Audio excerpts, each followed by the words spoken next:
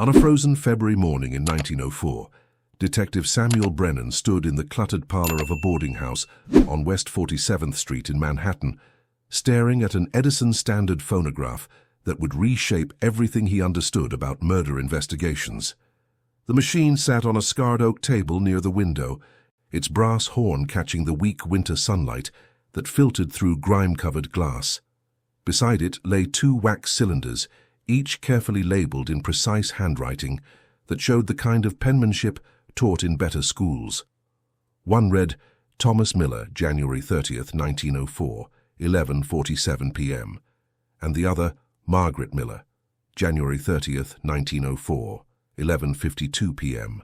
What made Brennan's hands tremble as he reached for the first cylinder was the dark brown staining on its surface, which the coroner had already confirmed was human blood. The bodies had been discovered 3 days earlier by the landlady, Mrs. Helena Kovacs, a Hungarian immigrant who ran the boarding house with the kind of stern efficiency that kept her tenants in line and her rooms fully occupied. She had knocked on the twins' door that Thursday morning to collect the weekly rent, and when nobody answered, she used her master key. What she found sent her screaming into the hallway, waking the other residents and bringing the police within the hour. Thomas and Margaret Miller, 23 years old, lay in their respective beds in the two-room suite they shared. Both had been shot once in the chest at close range, with what the coroner determined was a .32 caliber revolver. The weapon was never found, but it was what the police discovered on the writing desk that transformed this from a tragic double homicide into something that would be discussed in legal and criminal circles for years to come. The phonograph, obviously expensive and well-maintained, sat next to a leather journal filled with musical notations and technical observations about recording quality. The twins, Brennan learned from their landlady and neighbors, were obsessed with the new recording technology. Thomas worked as a clerk at the New York Phonograph Company's showroom on Fifth Avenue, while Margaret gave piano lessons to the children of wealthy families in the Upper East Side. Together they spent nearly every evening experimenting with the Edison machine, recording music, conversations, and what Margaret called sonic documentation of modern life. Brennan had served with the New York Police Department for 17 years, working his way up from beat cop to detective through a combination of dogged persistence and an unusual ability to see patterns that others missed. He had investigated shootings, stabbings, poisonings, and one memorable case involving a man who had been killed by a falling gargoyle that turned out to have been deliberately loosened. But he had never encountered victims who had apparently documented their final moments on recording cylinders. The possibility seemed impossible, yet here was the evidence carefully labeled and waiting to be heard. The investigation had already established the basic facts. The twins had moved to New York from Philadelphia 18 months earlier, taking the boarding house rooms in September of 1902. They were well-liked, quiet, always paid their rent on time, and kept to themselves without being unfriendly. Mrs. Kovacs described them as proper young people who neither drank nor entertained questionable visitors. The other boarders agreed. Thomas was slight and studious, always carrying books about electrical engineering and the physics of sound. Margaret was taller, with the straight posture of someone trained in music, and she often played the upright piano in the common room on Sunday evenings. Much to everyone's enjoyment. Neither had any known enemies. Thomas's employer at the phonograph company, a Mr. Richard Ashford, expressed shock at the news and confirmed that Thomas was reliable, knowledgeable, and well regarded by customers. Margaret's students' parents spoke of her patience and skill as an instructor. The twins attended services occasionally at St. Patrick's Cathedral, but weren't particularly religious. They had no romantic entanglements that anyone knew of, no debts, no scandals, nothing that would explain why someone would enter their rooms and shoot them both while they slept. Except they hadn't been sleeping.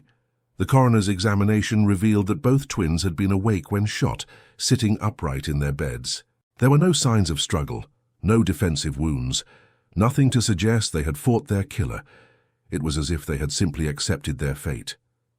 And then there were the cylinders, made within minutes of their deaths according to the timestamps written in Margaret's distinctive hand.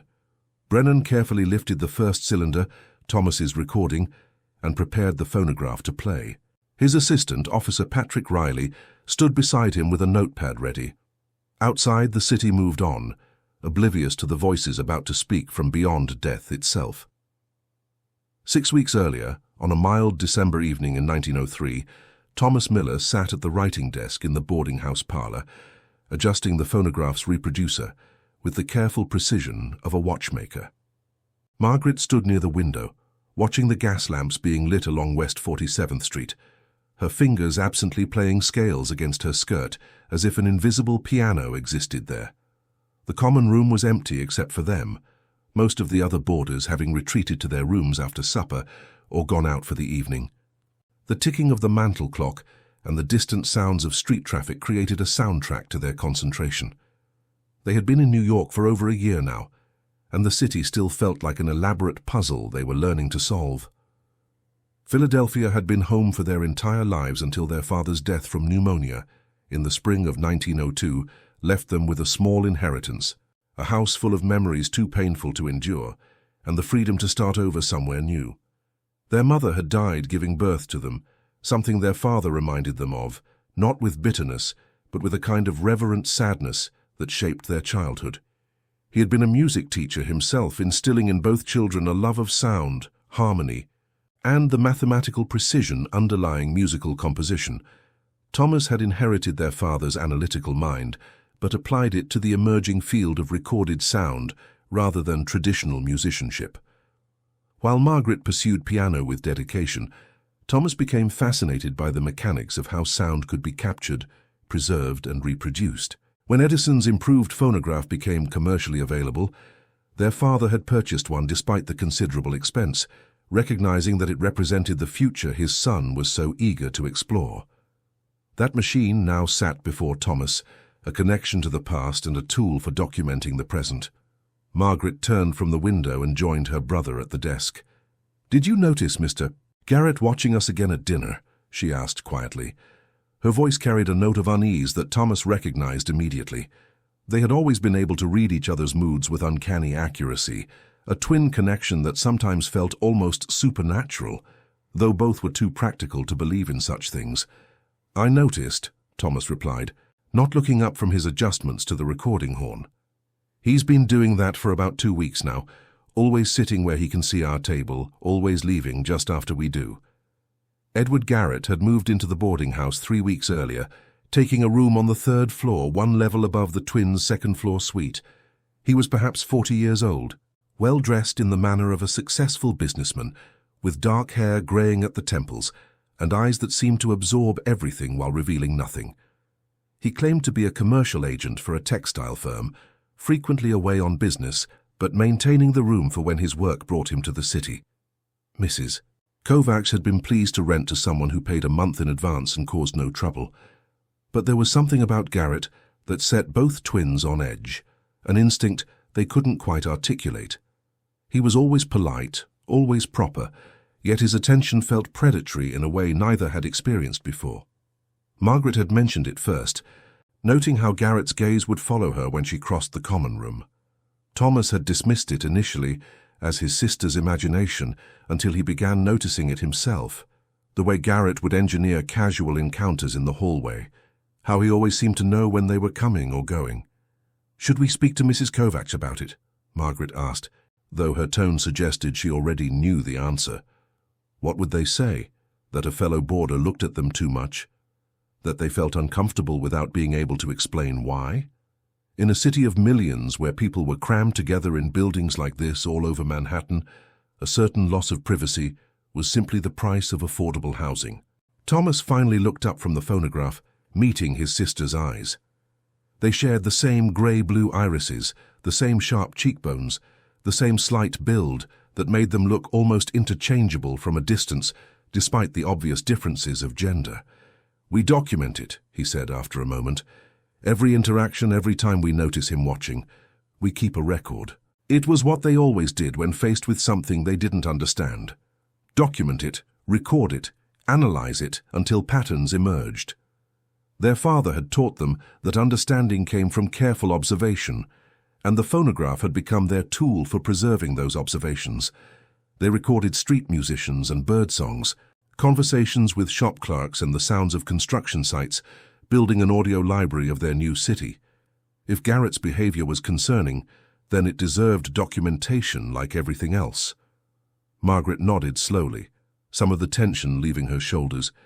Having a plan, even a simple one, always made things feel more manageable. "And if the documentation shows something truly wrong?" she asked. "Then we'll have evidence," Thomas replied. "Real, tangible evidence that can't be dismissed as imagination or nervousness." He gestured to the phonograph. "This machine doesn't lie, Margaret. It captures truth in a way that memory can't distort. Whatever is happening with Garrett, we'll record it, and we'll know what to do." Neither of them could have imagined then just how prophetic those words would become, or how their obsession with documentation would transform their deaths into something unprecedented in criminal history. The first recording of Edward Garrett's voice happened by accident on January 15, 1904, during one of the twins' regular evening sessions, documenting the sounds of the boarding house. Thomas had positioned the phonograph in their sitting room with the door slightly ajar, attempting to capture the ambient noise of residents returning from work, hoping to create what he called an audio portrait of urban domestic life. The wax cylinder was already turning when Garrett appeared in their doorway without knocking, his sudden presence making Margaret drop the book she had been reading. "Good evening," Garrett said, his voice smooth and unremarkable, the kind of voice that would disappear in a crowd. "I apologize for the intrusion, but I noticed you were operating your phonograph and wondered if I might observe. I've been curious about the technology, but haven't had the opportunity to examine one closely." Thomas moved instinctively to block Garrett's view of the machine, though he kept his tone polite. "It's not a convenient time, Mr. Garrett. We're in the middle of a recording session. Perhaps another evening?" The cylinder was still rotating, capturing every word of this exchange, and Thomas made no move to stop it. Documentation, he thought. Evidence. Garrett's eyes moved past Thomas to Margaret, who had stood and positioned herself near the window, maintaining distance. "Of course," he said, but he didn't leave immediately. Instead, he lingered in the doorway, his gaze moving around the room with an intensity that felt invasive. "You're from Philadelphia originally, aren't you? I believe Mrs. Kovach mentioned it once." "We are," Margaret replied, her voice tight. "Is there something specific you needed, Mr. Garrett?" "Just making conversation," Garrett said, smiling in a way that didn't reach his eyes. "It's a small community here in the house.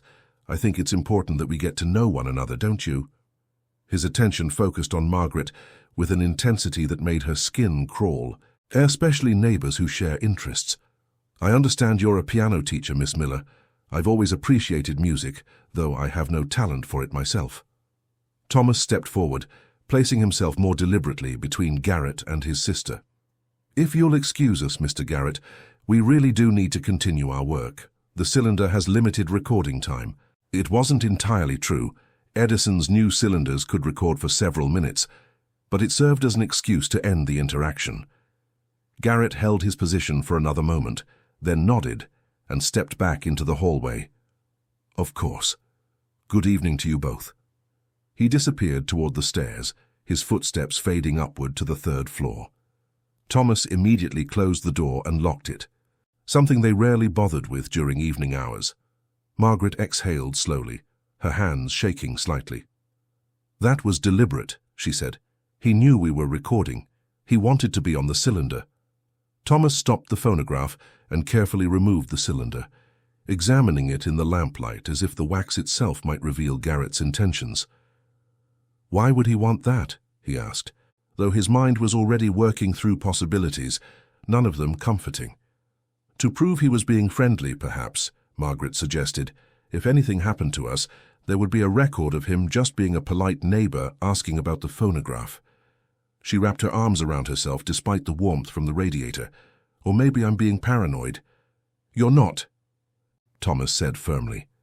He placed the cylinder in their storage box with the others, labeling it carefully with the date and time. "I've been keeping track. This is the 8th time in 3 weeks he's engineered an encounter with us. That's not coincidence, Margaret." Over the following 2 weeks, Garrett's behavior escalated in subtle ways that would have been easy to dismiss individually, but became undeniable in aggregate. He began timing his exits from the building to coincide with Margaret's departure for her teaching appointments. He would ask Mrs. Kovacs questions about the twins' schedules under the guise of friendly interest. Several of the other boarders mentioned to Thomas that Garrett had inquired about them, asking how long they'd been residents, whether they had family in the city, what their habits were. Thomas documented everything in his journal, while Margaret started varying her routes to students' homes, never taking the same path 2 days in a row. They began carrying more money than usual, enough for a cab if they felt unsafe walking. The phonograph became a constant presence in their sitting room, often left running during evening hours, capturing the sounds of the boarding house and anyone who might approach their door. On January 28th, 2 days before their deaths, Thomas came home from the phonograph company showroom to find Margaret waiting in their rooms with unusual agitation. "He was in here," she said before Thomas could even remove his coat. "I know he was. My sheet music was disturbed, and that book I left on the chair was moved to the table." Thomas felt cold spread through his chest. "The door was locked?" "Yes, but Mrs. Kovacs has master keys. He could have gotten one, or he could have picked the lock. Father taught us how simple lock-picking was, remember?" She paced the small sitting room, her usual composure cracking. "What does he want, Thomas? What is he doing?" That evening they made a decision that would ultimately provide Detective Brennan with evidence unprecedented in criminal investigation. They would record themselves discussing Garrett, documenting their concerns in their own voices. If something happened to them, there would be a record, not just Thomas's written journal, but audio testimony that could not be easily dismissed or destroyed. The evening of January 29, 1904, began like many others in the boarding house, with the smell of Mrs. Kovacs' cabbage soup drifting up from the ground floor kitchen and the sounds of residents returning from their workdays. Thomas arrived home at 6:30, as usual, his hands cold from the January chill despite his gloves. Margaret was already in their rooms, preparing for an evening student who would arrive at 7 for a piano lesson. The upright piano in the common room was available for her teaching, an arrangement Mrs. Kovacs permitted, because Margaret's students were always well-behaved children from good families. "Did you see him today?" Thomas asked, removing his coat and hanging it on the hook by the door. They no longer needed to specify who him was. Garrett had become the central, unspoken presence in their lives, a shadow that followed them even when he was physically absent. Margaret shook her head, her fingers moving through a warm-up exercise on the small practice keyboard she kept in their sitting room. "Not since this morning in the hallway. He said good morning, tipped his hat and went on his way. Normal behavior if you didn't know better." She paused, her hands stilling on the keys. "Mrs. Kovacs mentioned he's paid through the end of March, 3 months in advance." She seemed pleased, but it concerned me. Why would someone pay so far ahead unless they were planning to be here for something specific? Thomas moved to the writing desk, where their journal lay open.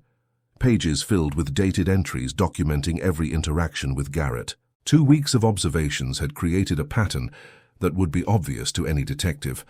But what could the police do about a man who had committed no actual crime? Being unnervingly attentive wasn't illegal. Asking questions about fellow boarders wasn't illegal. Even entering their room, if that's what had happened, would be difficult to prove, and Mrs. Kovacs would be horrified at the suggestion that her master key security had been compromised. "I'm going to set up the phonograph tonight," Thomas said, making a decision. "We'll record our observations about everything that's happened, a complete account, in our own voices with dates and details. If Garrett is planning something, there will be a record of our concerns. And if he's not, if we're somehow misreading an eccentric but harmless man, then we'll have documented our own paranoia and can learn from the experience." Margaret's student arrived promptly at 7, a 10-year-old girl named Catherine, whose mother waited in the downstairs parlor during the lesson. Thomas could hear them through the floor, the halting practice scales and Margaret's patient corrections, the sound of normal life continuing while his own felt increasingly unmoored. He prepared the phonograph, loaded a fresh cylinder, and began drafting notes about what they should record. A comprehensive timeline of Garrett's behavior from his arrival at the boarding house to the present moment. The lesson ended at 8, and after Margaret had seen her student and the mother out, she returned to find Thomas with the phonograph ready and his notes organized. They spent the next hour recording their observations, stopping occasionally to rewind and re-record when they stumbled over words or wanted to add additional details. The cylinder captured everything. Thomas's account of Garrett's questions at dinner, Margaret's description of feeling watched when she practiced piano, their shared concern about the possibility that their room had been entered, the pattern of engineered encounters that had intensified over the past week. When they finished, Thomas carefully labeled the cylinder "Observations regarding E. Garrett, January 29, 1904, and placed it in their storage box with the others. It felt like insurance, a safety measure that would probably never be needed, but provided comfort nonetheless. They prepared for bed with their usual routines, Margaret reading in her room while Thomas made notes in his journal at the writing desk. The boarding house settled into its nighttime quiet, the sounds of other residents fading as people retired to their rooms. Neither twin heard the lock on their door being carefully picked sometime after 11 o'clock. Neither saw the dark figure that entered their sitting room and stood motionless, listening to their breathing from the separate bedrooms. The intruder moved with practiced silence, examining the phonograph on the desk, reading the labels on the stored cylinders, finding the one that bore his name. Edward Garrett held the cylinder up to the lamplight, then placed it carefully back in the box. He had heard them recording earlier, had stood in the hallway outside their door listening to their voices, documenting his behavior. He understood what they were doing and why. It didn't matter. They had become a problem that needed solving, and he had solved problems before. What Garrett didn't anticipate was that Thomas Miller, always a light sleeper, would wake to the faint sound of movement in the sitting room. What he didn't know was that Thomas kept a small pocket knife under his pillow and could move quickly when necessary.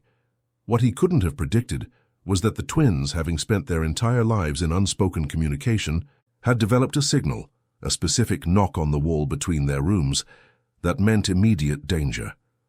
When Thomas knocked that pattern at 11:43 p.m. on January 30th, 1904, Margaret woke instantly, understood immediately, and did the only thing their father had taught them to do when faced with the inexplicable. She documented it. She reached for the phonograph, loaded a cylinder with shaking hands, and began to record. In the next room, Thomas did the same. They had less than 5 minutes left to live. Detective Samuel Brennan's hands were steady as he lowered the reproducer needle onto Thomas Miller's cylinder, but his throat was tight with an anticipation that felt almost like dread. The phonograph's mechanism engaged with a soft click, and after a moment of scratchy silence, a young man's voice emerged from the brass horn, thin and distorted by the recording medium, but unmistakably urgent. "This is Thomas Miller, speaking at 11:47 on the evening of January 30th, 1904.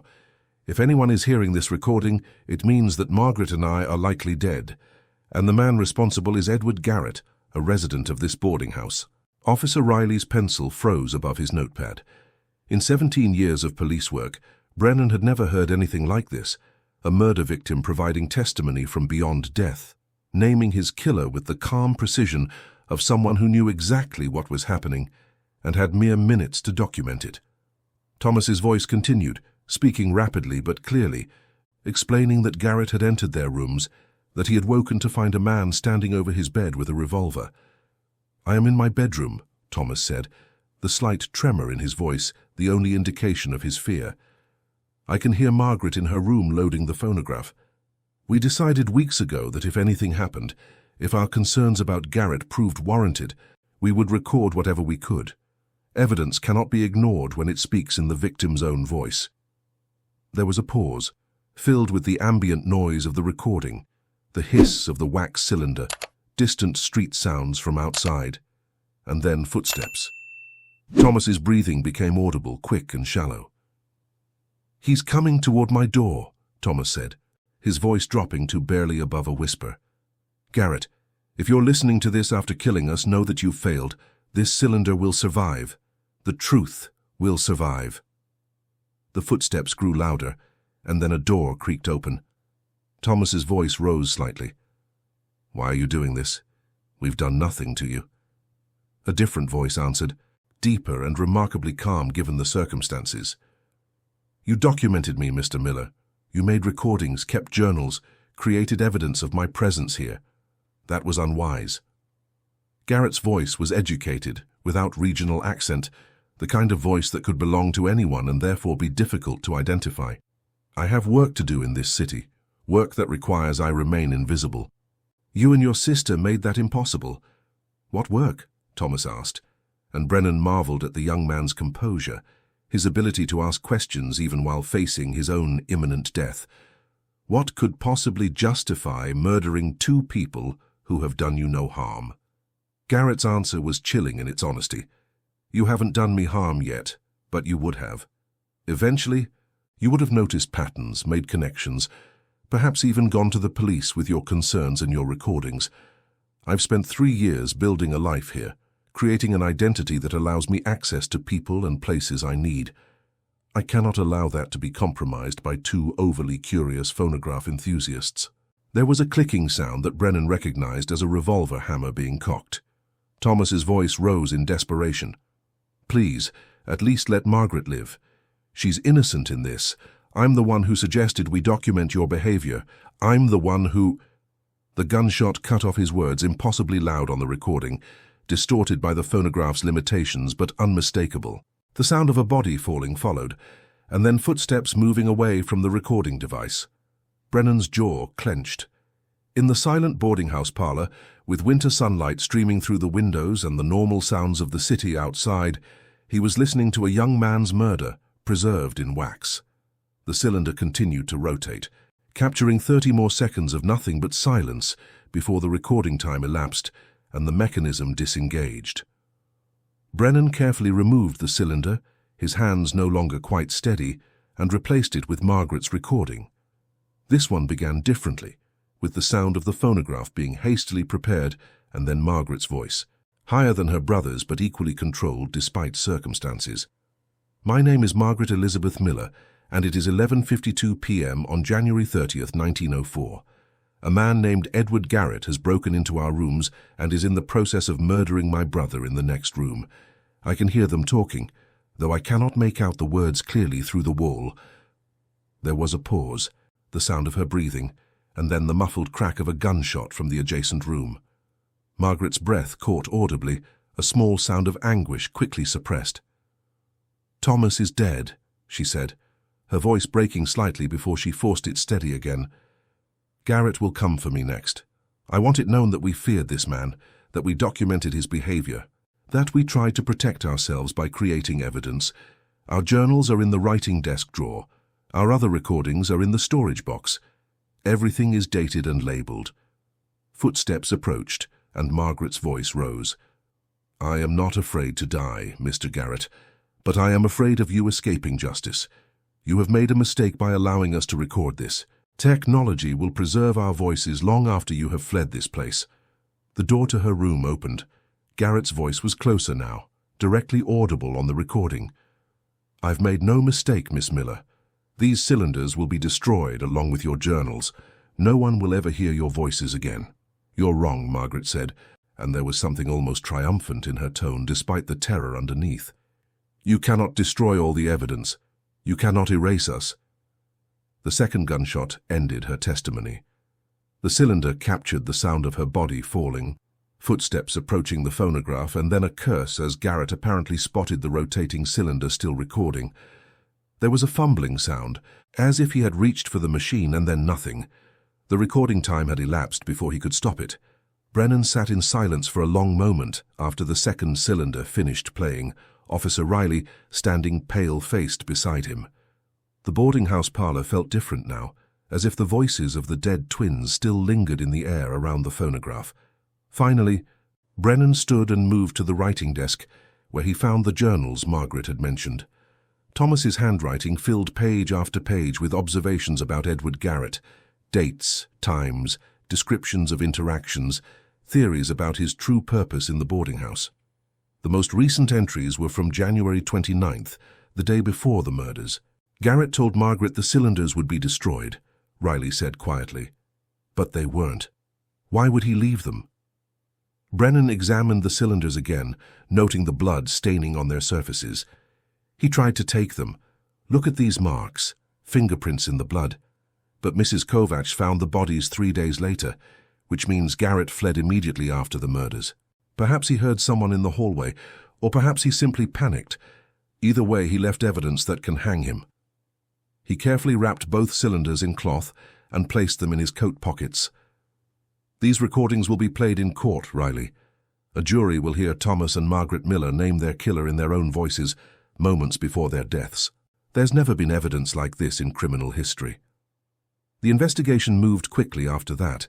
Mrs. Kovach, devastated by the murders in her boarding house, provided Garrett's rental application, which listed his employer as the Whitmore Textile Company on Pearl Street. The company had never heard of Edward Garrett.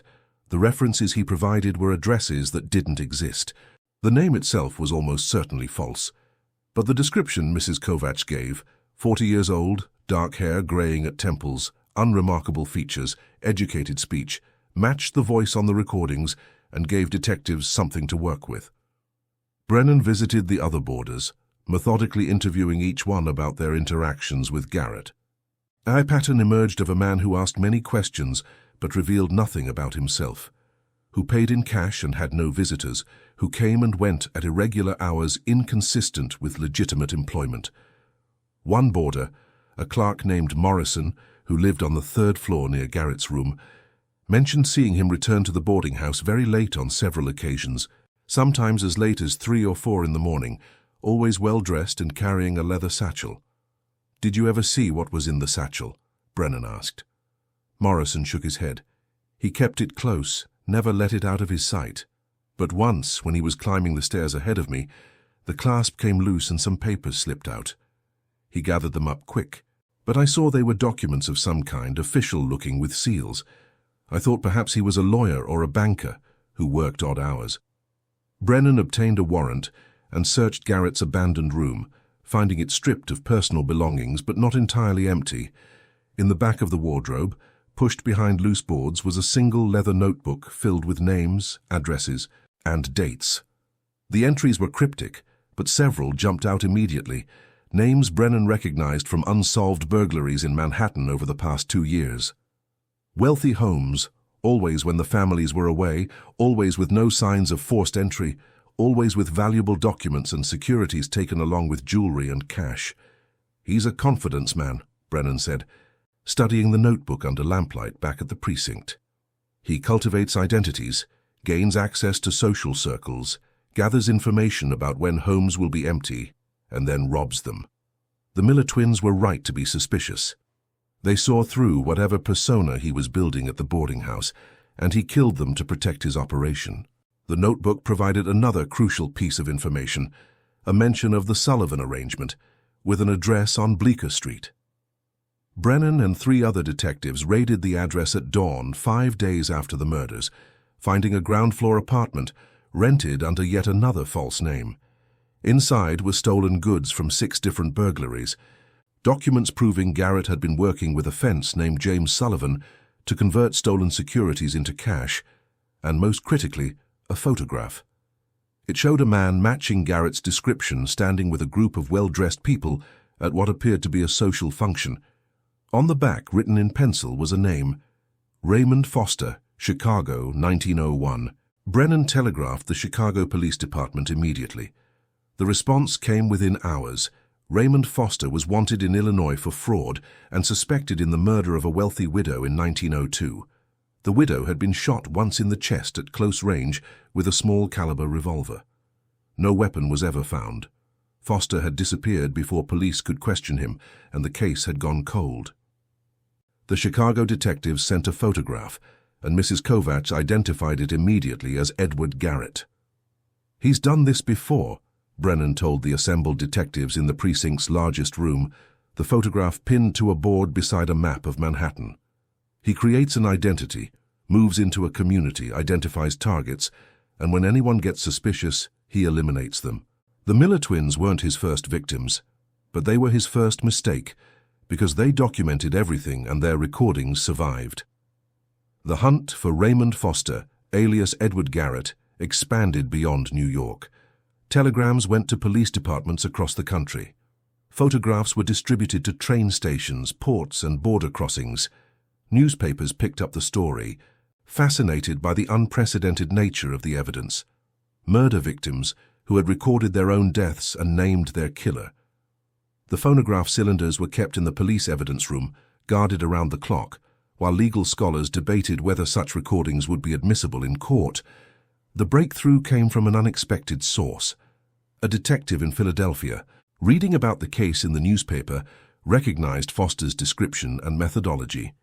There had been a similar case 2 years earlier, a brother and sister found shot in their rented rooms, no weapon, no obvious motive, just before a string of burglaries ceased in the area. The detective sent files to Brennan, including a sketch made from witness descriptions of a man who had lived in the same building. The sketch looked like Raymond Foster. The Philadelphia connection opened a window into Raymond Foster's past that went back nearly a decade. Working with detectives from 3 cities, Brennan pieced together the history of a man who had perfected the art of becoming invisible by hiding in plain sight. Foster had been born Raymond Ashford in Cincinnati in 1863, the son of a con artist who taught him that identity was fluid and trust was a tool.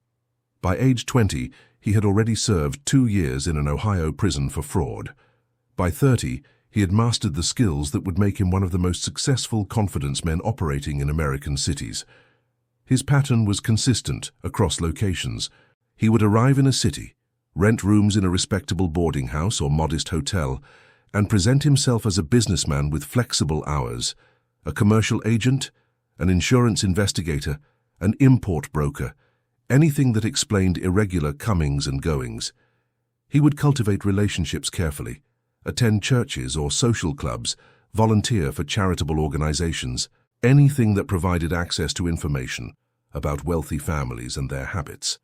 He was patient, sometimes spending months establishing himself before committing his first robbery. The burglaries themselves were sophisticated.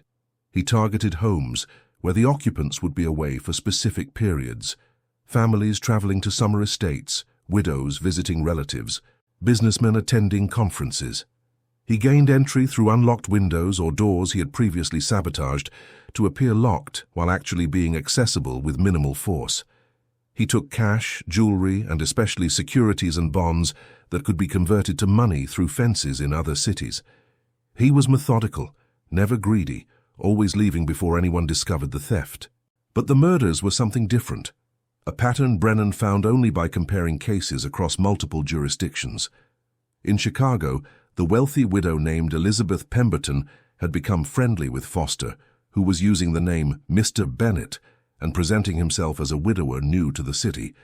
She had invited him to her home several times, and neighbors later reported that she had seemed uncomfortable in his presence toward the end, as if she had realized something troubling about him. She was found shot in her bedroom. The murder was never solved, and Bennett disappeared the same night. In Philadelphia, the brother and sister, John and Catherine Walsh, ran a small printing business and were known for their attention to detail and suspicious natures. They had lived in the same boarding house as a man calling himself Arthur Graham, and had reportedly mentioned to friends that something about Graham seemed off, though they couldn't articulate what. They were found shot in their rooms on a Tuesday morning. Graham had checked out the night before, leaving no forwarding address. The case went unsolved. Now Thomas and Margaret Miller in New York, killed by Edward Garrett, who was Raymond Foster, who was Raymond Ashford. 3 sets of murders, all following the same pattern, victims who had become suspicious, who had noticed something wrong, who represented a threat to Foster's carefully constructed false identity. He eliminated threats with the same cold efficiency he brought to his burglaries, viewing murder as simply another problem requiring a practical solution.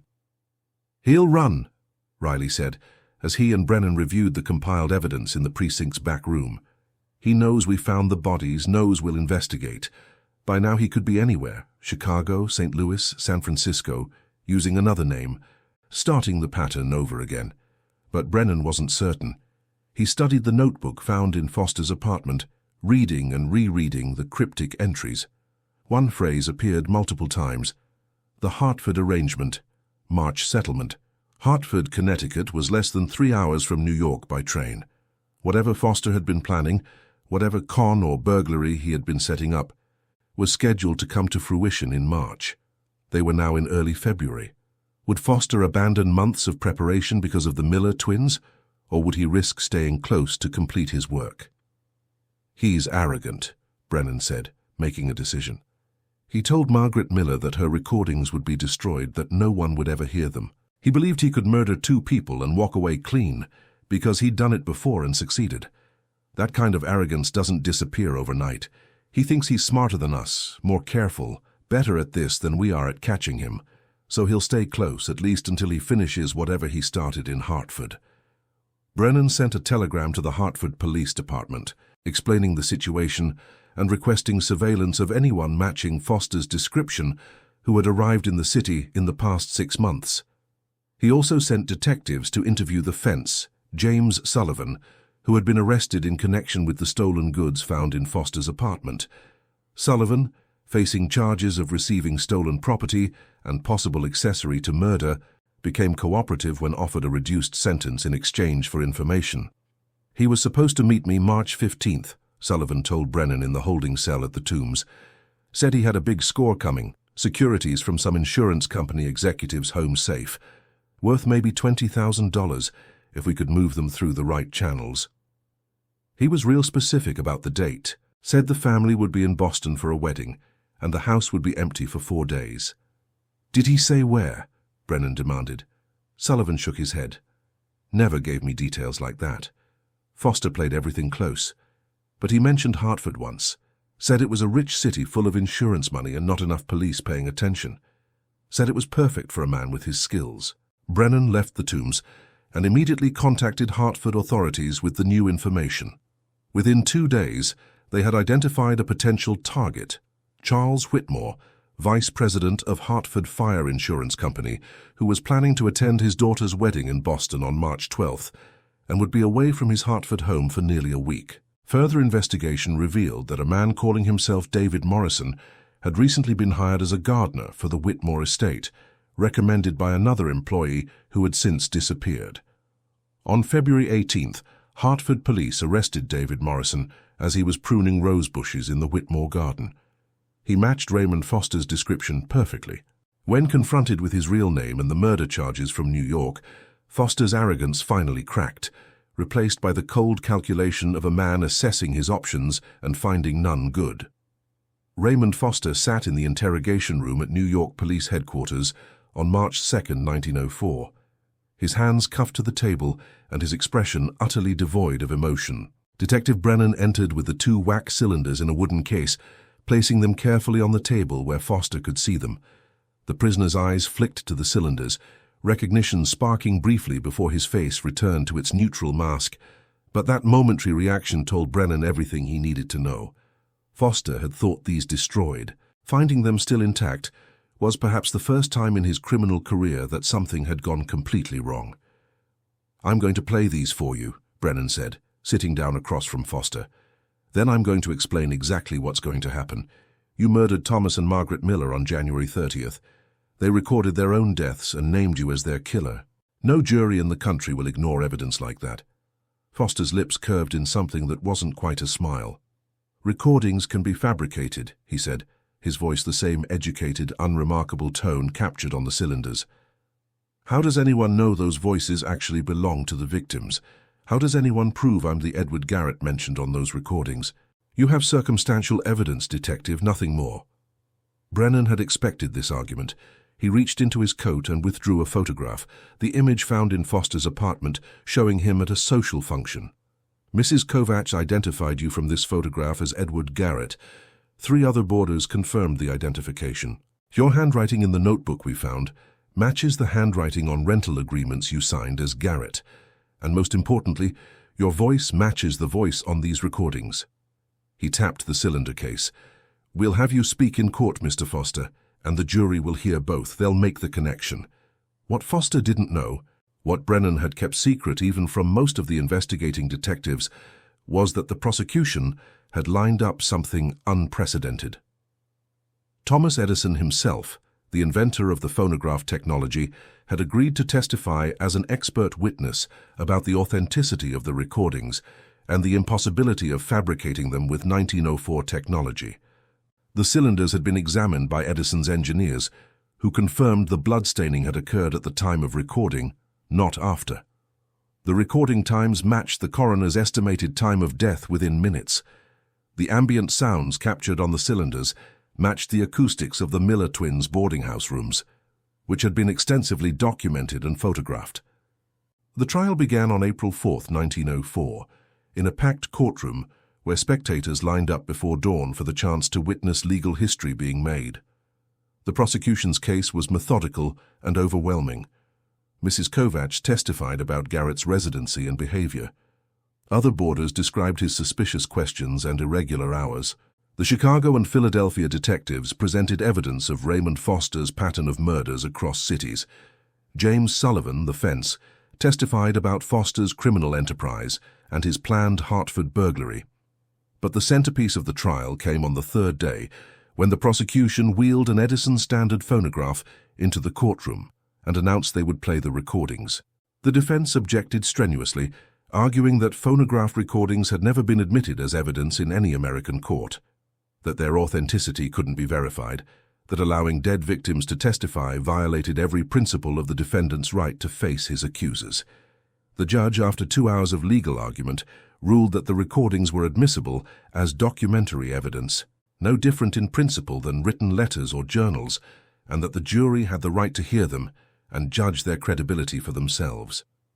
The courtroom fell absolutely silent as Thomas Miller's voice emerged from the brass horn, calm and precise, naming Edward Garrett as his murderer and explaining the circumstances. Several jurors leaned forward, straining to catch every word. When the gunshot sounded on the recording, 2 women in the gallery gasped audibly. Margaret Cylinder followed, her voice breaking slightly as she heard her brother being killed, then steadying as she documented what was happening. Her final words, "You cannot destroy all the evidence, you cannot erase us," resonated in the silent courtroom like a promise being kept. Thomas Edison testified the next day, explaining in detail how the recording technology worked, why the cylinders couldn't have been fabricated or altered, and how the timestamps and physical evidence confirmed their authenticity. His testimony was clear, authoritative, and devastating to the defense. When the prosecution asked if he believed the voices on the recordings genuinely belonged to Thomas and Margaret Miller, speaking in their final moments, Edison replied simply, "I have no doubt whatsoever." The jury deliberated for less than 3 hours. They found Raymond Foster guilty on 2 counts of first-degree murder. The judge sentenced him to death, and Foster showed no reaction, his expression remaining fixed and empty, as if he were watching something happening to someone else. He was executed at Sing Sing Prison on August 12, 1904, still maintaining his silence about his other crimes, taking to the grave whatever other secrets his decade of confident schemes and murder had created. The Miller twins case changed criminal justice in ways that rippled forward through the coming century. Courts across America began accepting phonograph recordings as evidence, establishing legal precedents that would eventually extend to all forms of audio and video documentation. Police departments started using recording technology in investigations, preserving witness statements and suspect interviews in ways that written transcripts couldn't capture. The idea that victims could provide their own testimony from beyond death became established in legal thinking, paving the way for modern forensics. Thomas and Margaret Miller were buried together in Laurel Hill Cemetery in Philadelphia, near their parents. Their phonograph and the surviving recordings from their collection were donated to the Library of Congress, where they remain in the archive of early sound recordings, a testament to their obsession with documenting the world around them. The 2 cylinders that captured their final moments were kept sealed in the New York Police Evidence Vault until 1954, when they were finally released to the library and added to the collection. In 2003, on the 99th anniversary of their deaths, audio engineers carefully digitized the recordings, preserving the voices of Thomas and Margaret Miller for future generations. Detective Samuel Brennan worked for the New York Police Department for another 16 years, solving numerous cases, but never forgetting the Miller twins and their unprecedented courage in the face of death. In his retirement, he gave occasional lectures at police academies about the importance of evidence preservation and the ways technology could serve justice. He always began with the same story: 2 young people who loved sound enough to document their own murders ensuring their killer couldn't escape into the anonymity he had cultivated so carefully. Their voices, thin and distorted by primitive recording technology, but utterly clear in purpose, had reached across death itself to speak the truth. In Brennan's experience, that truth was the most powerful weapon justice possessed. Every family hides secrets, some so dark they should never see the light of day. Here, we open the doors to those shadowed pasts, uncovering hidden crimes, silent pacts, and stories that echo like ghosts through the halls of memory. If you've made it this far, it means you also carry that forbidden curiosity. So don't hesitate. Subscribe to the channel now, turn on the bell, and follow our next revelations. Because every day, new secrets emerge, and only those who dare to face the truth remain to hear them.